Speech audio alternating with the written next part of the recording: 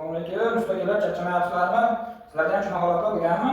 Mana vannalarni kafelarni bitirib, vannalar qo'yib, smitlar qo'yib, ajaqlab bitirib bo'lgandan keyin cho'miluvchi olib, yuvib smitni pastga tushib, pedaloslarni rasmga kesib olib, sochlarni quritib, olib bo'lgandan keyin zerkani, podsutkasini yoqib, taraqib olib, sochlarini tarab, kirol o'ziga qarab, bo'lgandan qattiq olib Sepetken şu şarkı ve oturup dostlar nima bo'ldi sizlar?